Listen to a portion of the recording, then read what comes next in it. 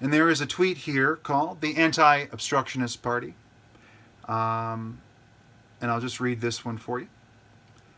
Obstruction of change prevents the future from occurring.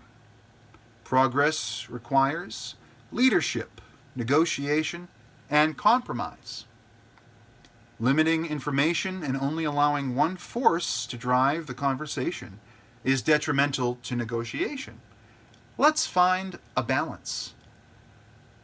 So, sometimes change is glacial.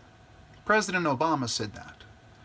And other times, it's a little bit faster. But when you're dealing with government, talking about parties, political parties, when you're dealing with a large government, like the United States of America, and there's so many people that depend on so many services and so many elements of it, well, you can't change things overnight.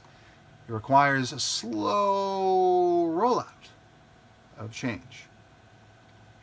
But you can't just obstruct change from occurring. Progress requires leadership, negotiation, and compromise. Both sides, we talk about both sides a lot on this channel, but of course you have the Democrats and the Republicans, the two sides in the U.S. government. They need to talk. There needs to be some bipartisanship. It can't just be the Democrats only push forward Democrat initiatives and the Republicans only push forward Republican initiatives. They do need to talk. Now, of course, together with the military-industrial complex, we are seeing things like what happened in Iran and Iraq the other day. So we can't just trust the government unconditionally and let them do whatever they want and say, oh, no obstruction, just move forward. We can't think in such a simplistic way. And we shouldn't think in a binary way either.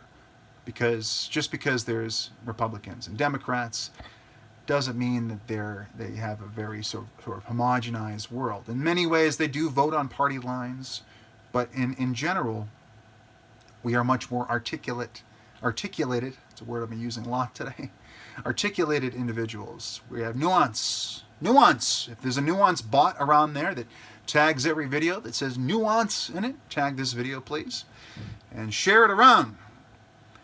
But, compromise. Find the space in between the two sides. Find that space in between where you can get things done. You can, find the checks and balances that work for the majority.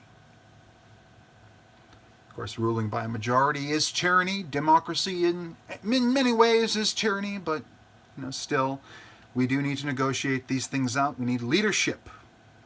When you limit information and only allow one force to drive the conversation through, for example, the modern religion of censorship, it's detrimental to negotiation. We don't have all the information. See, I'm a pro-information kind of guy. We talk about that a lot on this channel.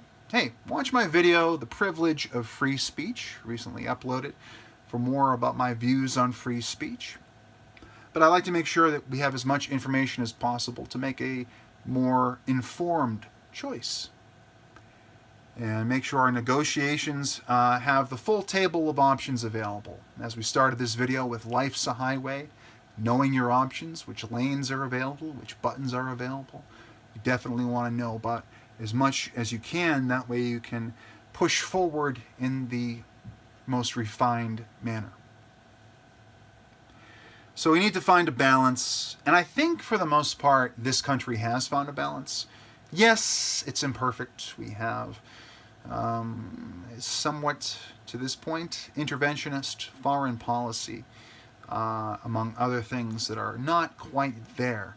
But as long as we keep talking and make sure the dialogue is kept open, that the modern public square that is the internet, that is platforms or publishers like Twitter and Facebook, Reddit, Gab and Minds and so forth, and of course, YouTube and BitChute, that they're kept as open as possible to as much information, as many perspectives as possible, and the widest possible Overton window of acceptable dialogue. I think that's how we move forward. And of course, not always obstructing on party lines. Sometimes the Democrats have a pretty good idea. Sometimes the Republicans have a pretty good idea.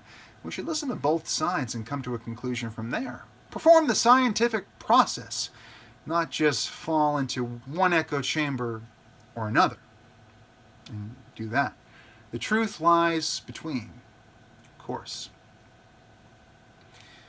So, I do believe that we should be a little less obstructionist and a little bit more critical.